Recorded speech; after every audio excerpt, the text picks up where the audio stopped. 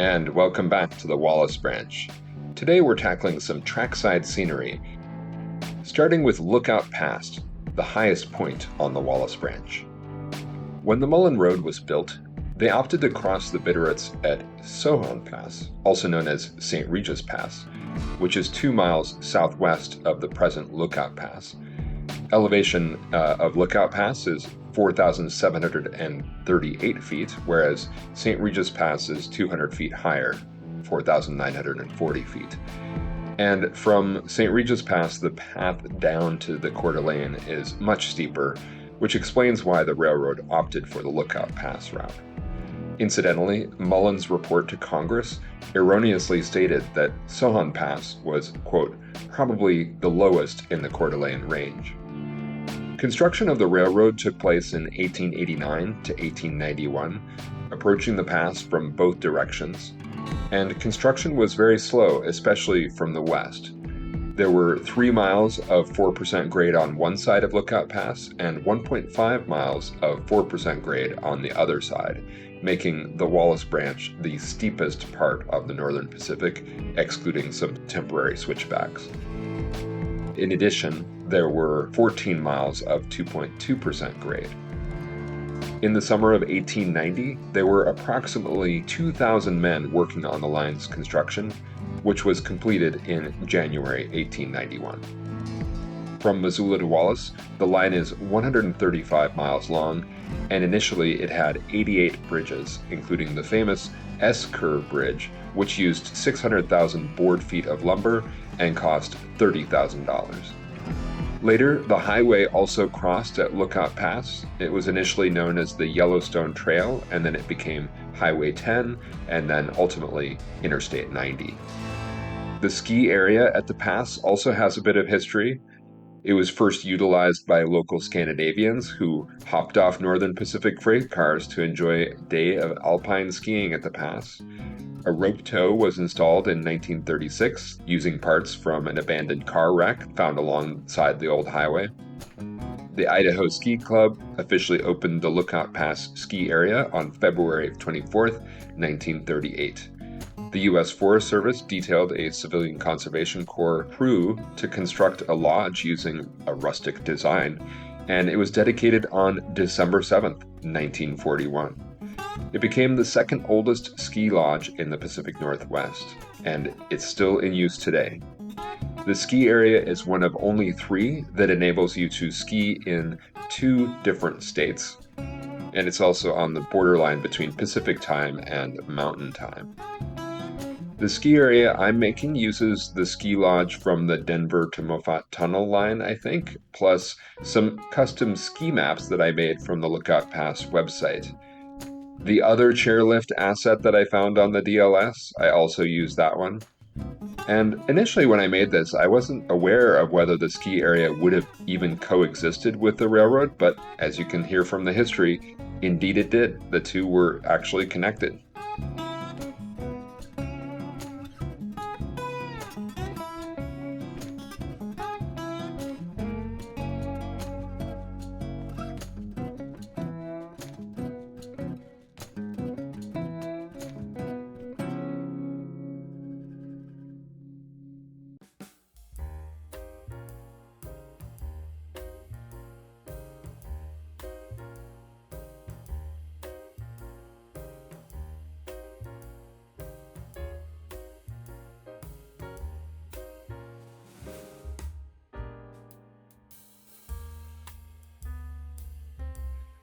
The steep grades and tight curves made Lookout Pass a tough challenge for the railroad.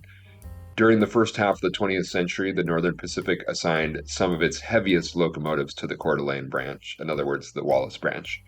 Namely, these were the Malays, classified by the Northern Pacific under the letter Z. Ultimately, the NP acquired around 100 Class Z locomotives, mostly used as helpers on the Cascade Division on Stampede Pass, and in Montana over the Bozeman and Mullen Passes, as well as in some challenging areas of the Dakotas. The Z units were especially helpful on the steep grades of the Coeur d'Alene branch, and the 2882 Z3 units, acquired starting in 1913, were often used in this area. The Ron Nixon Photo Archive at the Museum of the Rockies has several photos of Z3s taken near Borax and also in other places near Lookout Pass. The Larry Schrenk and Robert Frey book, Northern Pacific Classic Steam Era, also has several photos of Z3 units in the Lookout Pass area, including one by Jim Frederickson of an early Z unit at Lookout and at Saltese. At one point, the railroad ordered that no train could leave Wallace, Idaho, without a Z3. But even with these heavy locomotives, the pass was tough. A Z3 could only handle about a dozen cars over the pass. Z3 units were only replaced over Lookout by GP9s in the early 1950s. My dad supervised some BN crews handling cement trains over Lookout in the winter of 1978 to 79, and he considered the trip worthy of some photos. In the lead of this train were Burlington Northern 1715 and BN 1755, which, according to Bill Klubler, these were Northern Pacific GP9s, originally numbered 242 and 345. According to the NP diesel roster, they were purchased by the NP from the Electromotive Division in 1955 and 1958. According to Bill Kubler, that Coeur d'Alene branch, aka the Wallace branch, was a very challenging piece of railroad with its 4% grades, the steepest on the NP system. According to Bud Kane, that Wallace branch would make an air brake expert out of you in a hurry. And Bill Kubler says, crews really had to mind their P's and Q's, air brake rules especially, when running over that line if they wished to have a normal lifespan. End quote.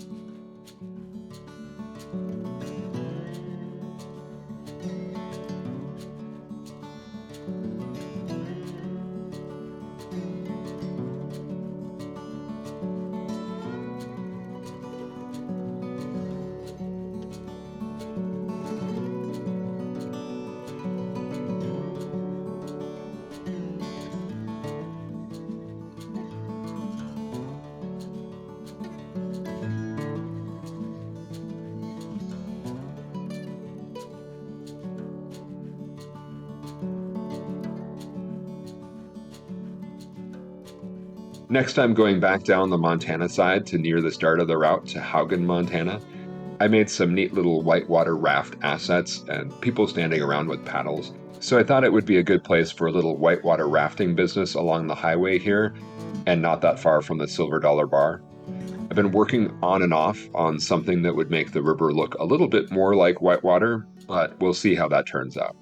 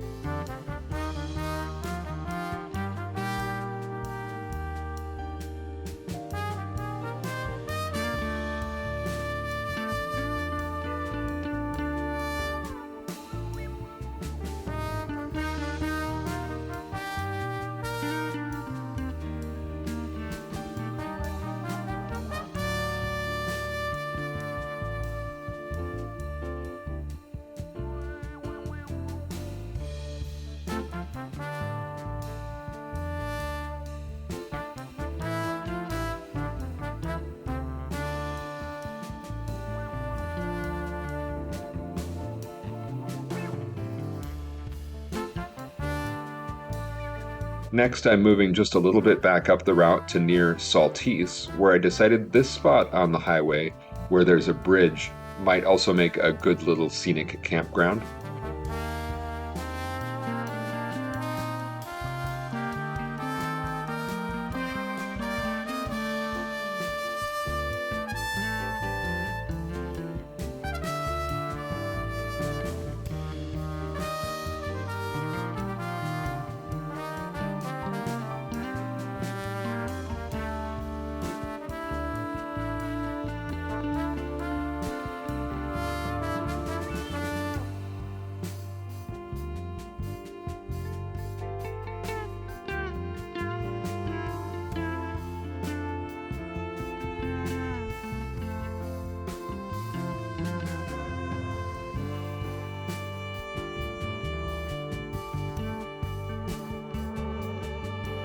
The DLS has some tent assets, but I also created one tent of my own, this little canvas wall tent.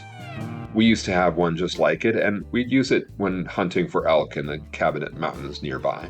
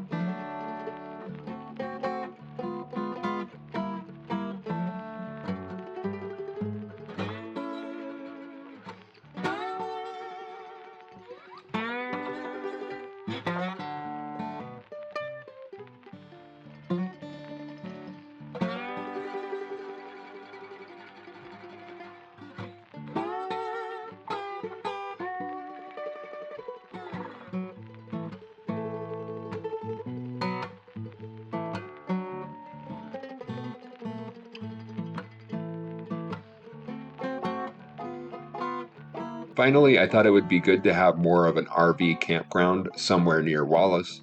I think there actually is one just to the west of town, although this part of Wallace probably had some industry back in the day, based on some photos I've seen. In my initial effort, I put the RVs down kind of randomly, but it looked a little sloppy, so I came back and gave them all similar orientations.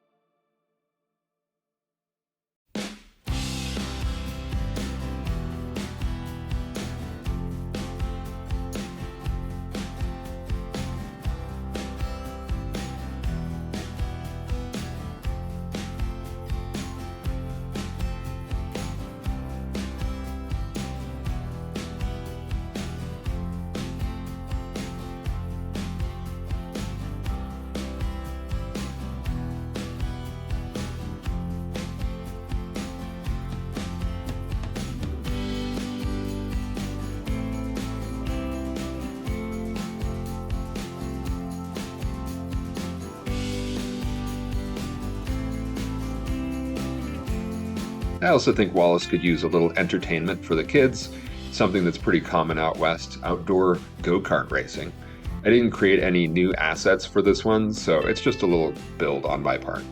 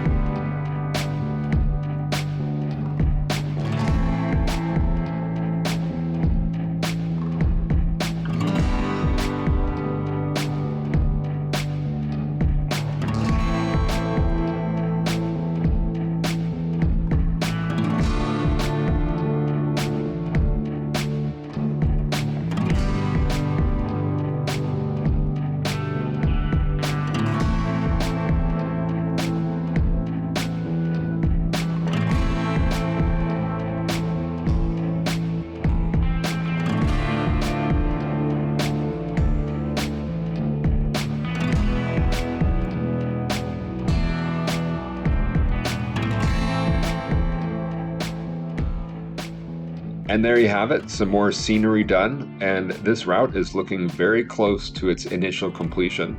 Of course, there's still a lot more left to do. In terms of my original plan, there's just one more major task to tackle, and it's a big project. The filming of a notorious box office disaster, the 1980 movie Heaven's Gate, shot in part in Wallace, Idaho in 1979. For the film, we're going to need a lot of props and some special train assets, which will be the first for this route. So if you'd like a free ticket, like and subscribe, and we'll see you next time on the Wallace Branch.